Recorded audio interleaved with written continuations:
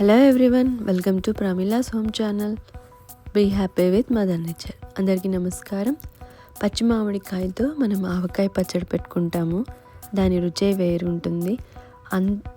ఆవకాయ అంత రుచి కలిగిన, అప్పటికప్పుడు చేసుకోగలిగిన పచ్చి మామిడికాయతో మంచి రుచికరమైన పచ్చడి ఇప్పుడు ప్రాసెస్ మీకు చూపించబోతున్నాను. దానికి ఒక పచ్చి మామిడికాయ రెడీగా పెట్టుకొని, పచ్చడి నింగల్ని మనకి కారం అనేది కంపల్సరీ.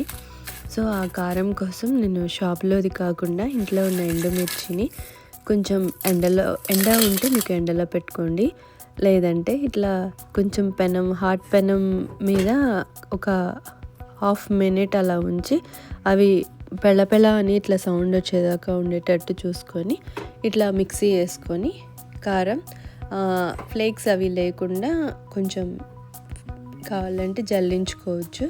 సో కారపొడి రెడీ చేసి పెట్టుకొని ఇప్పుడు పచ్చి మామిడికాయని చిన్న చిన్న ముక్కలుగా కట్ చేసి పెట్టుకుందాం. ఇక్కడ కాయ అయితే చాలా పుల్లగా ఉంది. నోట్లో పెట్టుకొని చూస్తే ఇలా తెలిసిపోతుంది. ఇక్కడ కాయ చూస్తేనే తెలుస్తుంది మీకు ఎంత పచ్చిగా ఉన్నది అని. సో ఇక ముక్కలు చిన్న చిన్న పీసెస్గా కట్ చేసి పెట్టుకుందాం. ఈ పచ్చడి చాలా సింపుల్గా, ఈజీగా, ఫాస్ట్గా చేసేసుకోవచ్చు. అప్పుడే వంట నేర్చుకునే వాళ్ళకి కూడా ఈజీగా అర్థమైపోతుంది, త్వరగా చేసేసుకోవచ్చు. అలాగే మనకి సీజనల్గా వచ్చే కాయలతో సో ఈ పచ్చడి చేసుకుంటున్నాం కాబట్టి ఈ పచ్చడి తినడం వల్ల మనకి ఎప్పుడన్నా వికారంగా ఉన్నా, లేకపోతే ఇట్లా డల్గా ఏదో కొంచెం ఇదిగా ఉన్నప్పుడు కూడా ఇలాంటి టైంలో ఈ పచ్చడి తింటే మనకి నాలుక అనేది టేస్ట్ బడ్స్ యాక్టివేట్ అవుతుంది. లైక్ మనకున్న డల్నెస్ అంతా పోతుంది. అంత టేస్ట్గా ఉంటుంది ఈ పచ్చడి.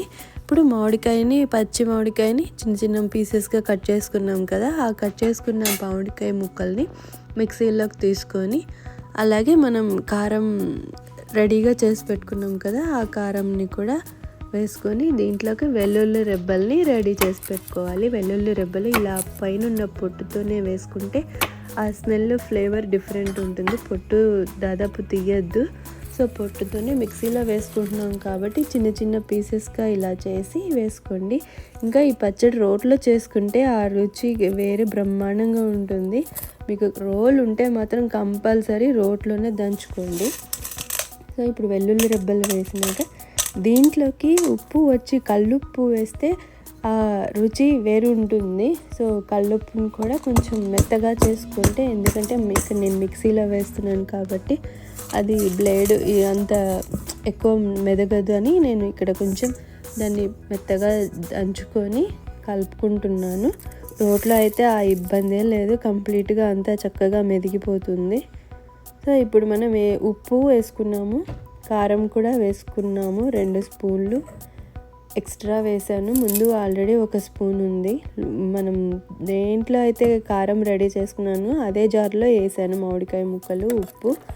ఇలా పల్స్గా చేసుకోవాలి. వెంటనే ముక్క మెదగదు. సో అలా అని మీరు గట్టిగా తిప్పేస్తే మొత్తం పచ్చడంతా ఇట్లా పేస్ట్ లాగా అయిపోతుంది. అలా కాకుండా పల్స్ చేసుకుంటూ స్లోగా, ఎక్కువ గట్టిగా తిరగలేదు అంటే కొంచెం ఒక 1/2 స్పూన్ నువ్వుల నూనె వేసుకొని తిప్పచ్చు. ఇప్పుడు తాలింపు కోసం రెడీ చేద్దాము. తాలింపుకి నువ్వుల నూనె వేసుకోండి, లేదా పల్లి నూనె కూడా, బట్ నువ్వుల నూనె అయితే ఇంకా చాలా బాగుంటుంది.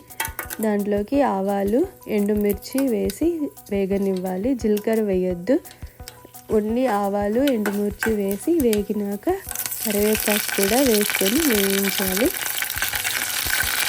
ఎండుమిర్చి, కరివేపాకు బాగా వేగిన తర్వాత స్టవ్ ఆఫ్ చేసేసి మనం ఇప్పుడు మిక్సీలో రెడీ చేసుకోబెట్టుకున్న మామిడికాయ తొక్కుని కూడా మనం కడాయిలోకి వేసి బాగా కలుపుకోవాలి.